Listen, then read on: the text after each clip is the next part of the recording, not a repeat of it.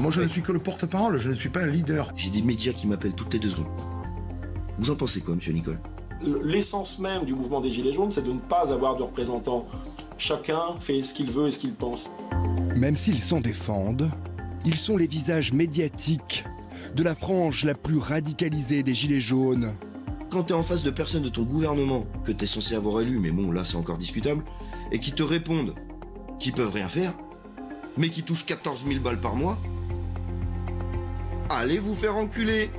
Des hommes aux profils variés, aux propos virulents et aux revendications parfois surprenantes, comme celle de nommer l'ancien chef des armées Pierre de Villiers au poste de Premier ministre. Le général de Villiers est à la retraite, que je sache, à retrouver et rentrer dans la société civile. Et je pense que le peuple aujourd'hui a besoin d'un peu de fermeté.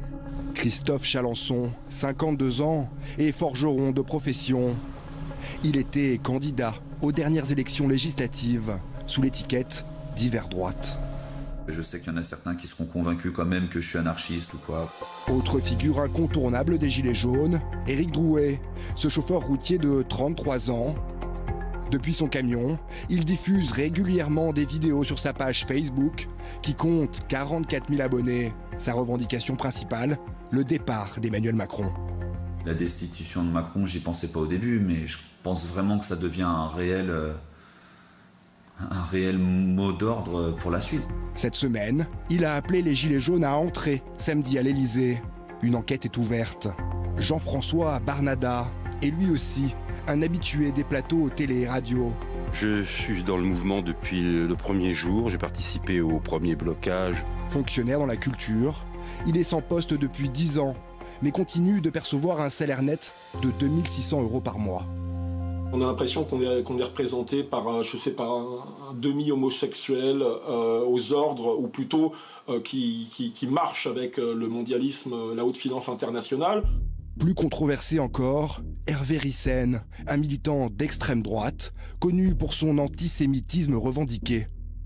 Les 3 chouchous de la République, les juifs, les homosexuels et les migrants. Mais je dis simplement que le blanc aujourd'hui, le français de souche, c'est considéré comme une merde.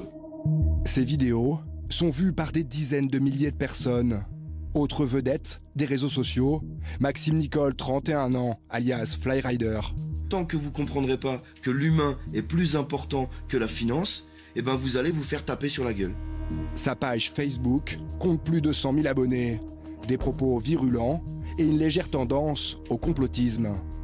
Et l'histoire de l'ONU, c'est il veut signer un pacte pour accueillir 480 millions de migrants sur 8 pays différents. Ces derniers jours, un autre gilet jaune tente de faire entendre sa voix, Philippe Arguillet. Mais sachez qu'il existe un monde parallèle.